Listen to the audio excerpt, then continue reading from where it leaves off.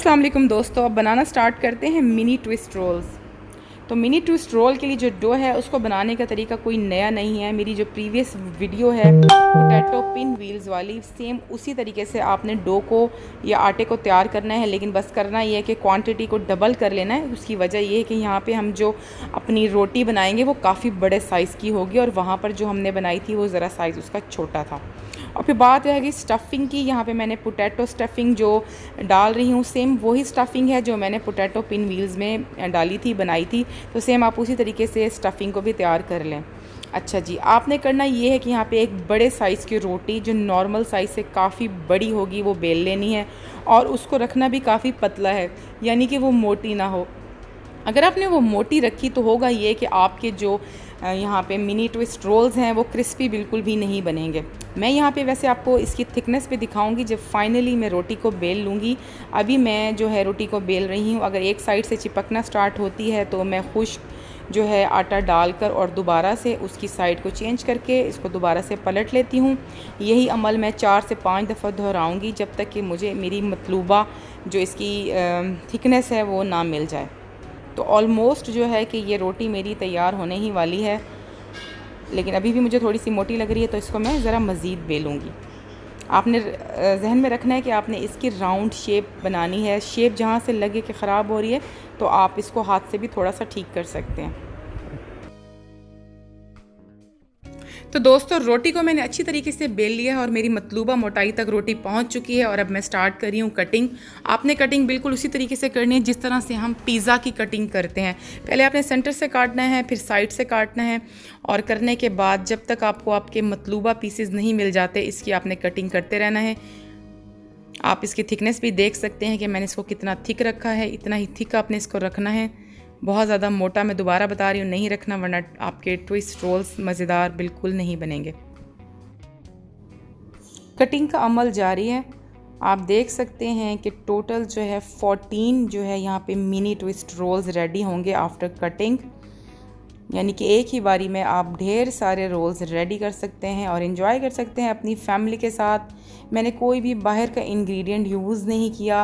ये तमाम चीज़ें यानी कि मैदा, आलू वगैरह घर पर ही अवेलेबल होते हैं और जो है आराम से आप ये रोल्स रेडी करें और मेहमानों को भी पेश करें और घर वालों को भी खिलाएं।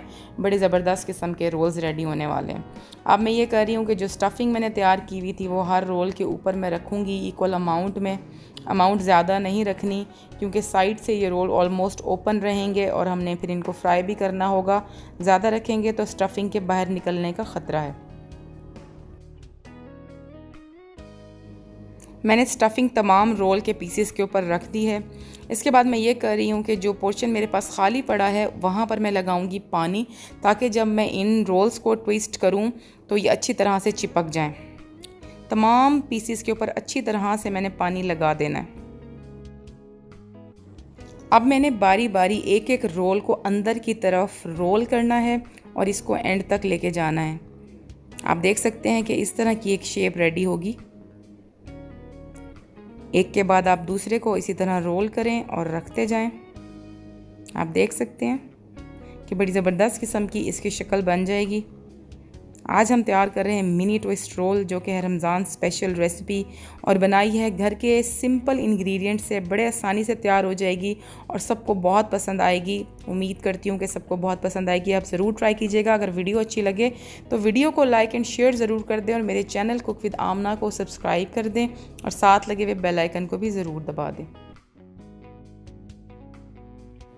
लें जी, मेरे तमाम रोल्स जो हैं वो रेडी हो गए हैं और अब मैं एक ट्रे लेकर आऊँगी और उसके अंदर इन रोल्स को रख दूँगी। ट्रे में रखने से पहले मैंने ट्रे में थोड़ा सा खुश्क मैदा जो है वो डाल लिया है ताकि जो रोल्स हैं वो आपस में ना चिपकें। अगर आपको अभी रोल्स नहीं बनाने तो आप इनको किसी क्लिंग फिल्म से अच्छी तरह से पैक करके और फ्रिज या फ्रीज़र में भी रख सकते हैं और नेक्स्ट डे भी फ्राई कर सकते हैं। लेकिन मुझे क्योंकि अभी अपनी अफ्तारी के लिए इसको फ्राई करना है तो मैं स्टार्ट करने लगी हूँ फ्राइंग। चलें जी, फ्राइंग स्टार्ट करते हैं। फ्रेंड्स, रोल्स को फ्राई करने लगी हूँ और यहाँ पर मैंने मैदा और जो है पानी का एक पतला सा मिक्सचर बना लिया है। मिक्सचर आपने गाढ़ा बिल्कुल नहीं रखना, बिल्कुल पतला सा होना चाहिए इसको। और जो है ये मैं अब एक एक करके तमाम रोल जो है ऑयल में डाल दूँगी। याद रखें, दोबारा आपको बता रही हूँ कि हमने मीडियम टू लो फ्लेम के ऊपर पहले ऑयल को गर्म किया था और अब मैंने फ्लेम को बिल्कुल कम कर दिया है और अपने रोल्स की फ्राइंग स्टार्ट कर दी है। बहुत ज़्यादा रोल्स एक दफ़ा में ना डालें, यानी कि आप आधे एक दफ़ा फ्राई कर लें और अब जो कि आप बाकी आधे हैं वो दूसरी दफ़ा फ्राई कर लें। फ्राइंग का जो प्रोसेस है वो बड़ा ही इम्पॉर्टेंट होता है, उसको बड़े ध्यान से करना पड़ता है, अदरवाइज़ आपकी सारी की सारी मेहनत ज़ाया हो जाती है। तो बस हम इसकी साइड्स को पलटते रहेंगे, उलटते पलटते रहेंगे और हम कर लेंगे अपनी रोल्स की तमाम फ्राइंग को कंप्लीट। फ्रेंड्स, आप देख सकते हैं कि रोल्स ने अपना कलर बदल लिया है और ये लाइट गोल्डन हो चुका है। बस हमारे रोल्स जो हैं वो तैयार हो चुके हैं और अब मैं इनको निकालने लगी हूँ और मैं आपको एक बार दिखा भी देती हूँ कि इनकी शक्ल कैसी लग रही है। आप देख सकते हैं कि बड़े क्रिस्पी लग रहे हैं, शक्ल से ज़बरदस्त किस्म के लग रहे हैं। बस रोल्स तैयार हो गए हैं, मैं इनको डिश आउट करूँगी और अपनी पसंदीदा चटनी के साथ सर्व करूँगी। यहाँ पे मैं ले रही हूँ केचप और एक मेरी बड़ी ज़बरदस्त किस्म की डिप सॉस है जिसकी रेसिपी मैंने आपसे शेयर भी की है, तो आप मेरे चैनल से वो रेसिपी देख लें। फायर सॉस की रेसिपी है।